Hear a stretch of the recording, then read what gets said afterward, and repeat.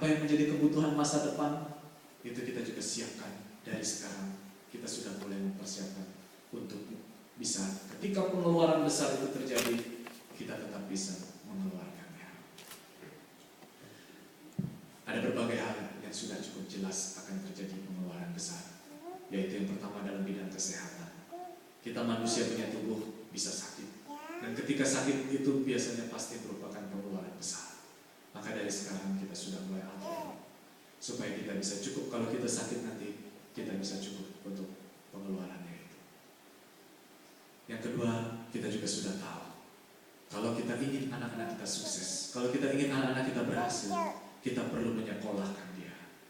Dan biaya sekolah ini tidak murah. Biaya sekolah itu mahal yang luar biasa.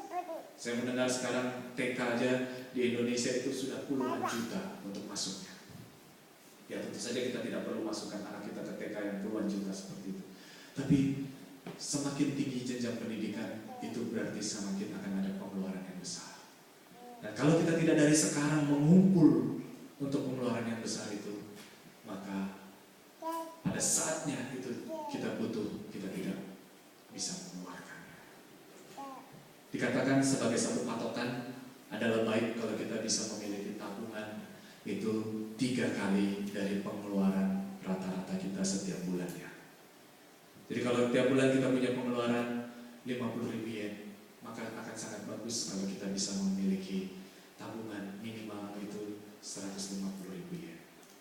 Jadi tinggal kita hitung berapa pengeluaran kita, lalu kita mulai atur supaya sedikit demi sedikit kita bisa memiliki tabungan 3 kali dari pengeluaran setiap bulannya kita. Ini juga sebenarnya berlaku untuk gereja. Gereja kita, pengeluaran gereja kita setiap bulannya itu adalah untuk biaya gedung dan lain-lain itu adalah 400.000 yen per bulan. Maka kita sebenarnya sebagai gereja baru bisa dikatakan sebagai gereja yang sehat secara keuangan kalau kita memiliki uang kas itu 1,2 juta yen. Dan sekarang kita belum sampai di situ.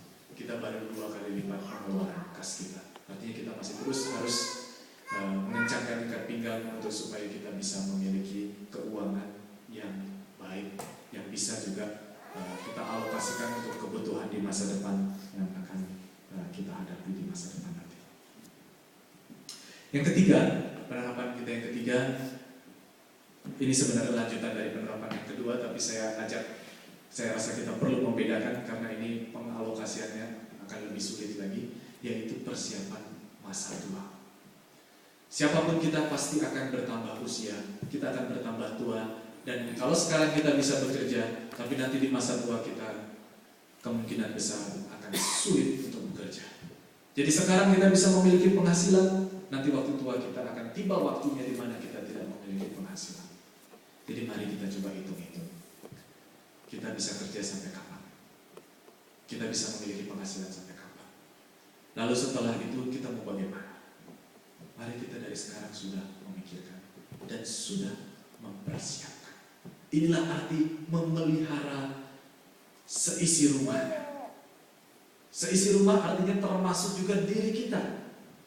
Kita pelihara diri kita sehingga kita bisa tidak membebani anak-anak kita untuk supaya mereka harus menanggung biaya kehidupan kita. Kita yang bertanggung jawab. Ingat tadi 2 Korintus 12:14 mengatakan, bukan anak-anak yang cari uang untuk orang tuanya, tapi orang tua lah untuk anak-anak. Jadi mari kita jangan di masa depan membebani anak-anak kita. Kalau orang tua kita membebani kita, mari kita terima itu sebagai berkat Tuhan juga. Tapi jangan kita lanjutkan itu kepada anak-anak kita bebani anak-anak kita untuk menanggung kehidupan. Kita ya bertanggung jawab. Apalagi kita sudah ditempatkan di Jepang ini, maka secara rata-rata, kita memang di Jepang ini juga ada perkumpulan masing-masing, tapi secara rata-rata dibandingkan dengan orang di Indonesia, kita sudah bisa dibilang lebih baik dibanding orang-orang di Indonesia. Mari kita coba atur, supaya kita juga mempersiapkan masa tua kita, sehingga tanpa perlu merepotkan anak-anak kita. Artinya kita juga perlu siap-siap, kalau sekarang kita menikmati hidup yang enak, tapi nanti di masa tua kita nggak punya penghasilan, artinya kita perlu juga siap untuk memiliki hidup yang dikurangi kenikmatannya. Karena kalau kita rela mengurangi kenikmatan kita, itu biasanya artinya pengeluaran pun akan berkurang. Jadi dari sekarang jangan terlalu terbiasa dengan hidup yang enak. Saya sangat kagum dengan kakak saya. Kakak saya dalam satu masa hidupnya dia pernah mendapat pekerjaan di tempat yang dalam profesi itu perusahaan yang paling baik, yang gajinya paling tinggi. Tapi dia tetap membiasakan sebulan sekali itu untuk naik angkutan umum. Saya tanya kenapa? Bukankah sebenarnya nggak usah naik angkutan umum pun bisa? Dia katakan supaya jangan terlalu terbiasa dengan kenikmatan dunia yang dia nikmati dengan tempat pekerjaannya sekarang. Jadi dia tetap merasakan waktu dulu belum bekerja bagaimana naik angkutan umum, berdiri gelantungan di bus itu, walaupun dia sudah menjadi orang dengan posisi yang sangat menikmat sekali, tapi dia tetap belajar menikmati juga kesulitan begitu sendiri. Sehingga nanti di masa tua, kalau seandainya memang dia sudah tidak punya penghasilan dan dia tidak punya, dia bisa menyesuaikan diri dengan kehidupan di mana tidak punya penghasilan. Itulah kita perlu mempersiapkan diri. Sekarang puji Tuhan sudah banyak sekali program-program baik dari program pemerintah ataupun juga program swasta yang menyediakan program supaya kita masa tua kita bisa tetap ada punya cukup dana untuk kehidupan kita. Kalau di Jepang ada yang namanya asuransi pensiun nasional, itu bisa kita ikut. Memang ini artinya nambah pengeluaran, tapi ini adalah yang akan membuat kita tidak perlu membebani anak-anak kita di masa depan waktu kita sudah tua. Saya dengar di Indonesia juga sudah banyak ada program-program asuransi untuk kita masa tua kita bisa mendapatkan ketika kita sudah tidak bisa bekerja, tetapi kita tetap bisa ada penghasilan dari pensiun nasional ataupun juga pensiun swasta itu. Mari kita memanfaatkan berbagai hal-hal yang juga memang sudah Tuhan atur, Tuhan siapkan ada di dalam sekeliling kita. Bukan berarti kita tidak percaya pemeliharaan Tuhan. Kita percaya pemeliharaan Tuhan, tapi kita belajar juga cara Tuhan memelihara itu adalah dengan kita persiapan dari jauh hari. Seperti kasusnya Yusuf. Cara Tuhan memelihara Yusuf, memelihara bangsa Mesir, dan bahkan memelihara Yakub dan saudara-saudara Yusuf adalah dengan cara Yusuf memisahkan, mengalokasikan untuk di masa depannya. Itulah juga satu cara yang perlu kita lakukan sebagai penerapan. Kita memeliharakan seisi rumah kita, termasuk diri kita di masa depan, termasuk istri kita di masa depan, termasuk juga anak-anak kita di masa depan. Kalau kita melakukan ini, maka Tuhan akan senang. Dan kalau kita tidak melakukan ini, 1 Timotius 5:8 mengatakan kita orang yang murtad, kita orang yang lebih buruk dari orang yang tidak beriman. Dan saya yakin dan percaya, Bapak Ibu di G3 orang ini bukan orang murtad. Bapak Ibu di G3 orang ini bukan orang yang lebih buruk dari orang yang tidak beriman, tapi Bapak Ibu dan Saudara adalah orang yang setia melaksanakan firman Tuhan. Bapak Ibu dan Saudara adalah orang yang diberkati Tuhan karena melaksanakan firman Tuhan. Bapak Ibu dan Saudara adalah orang-orang yang lebih baik dari orang-orang yang tidak beriman. Amin. Mari kita berdoa. Bapa di dalam surga, terima kasih Tuhan untuk firman Tuhan yang boleh kami renungkan pada malam hari ini. Kami sungguh berdoa Tuhan supaya kami benar-benar bisa melaksanakan firman Tuhan hari ini, yaitu supaya kami memeliharakan seisi rumah kami. Kami sebagai orang tua, kami benar-benar memeliharakan istri kami, memeliharakan suami kami, memeliharakan anak-anak yang Tuhan anugerahkan kepada kami.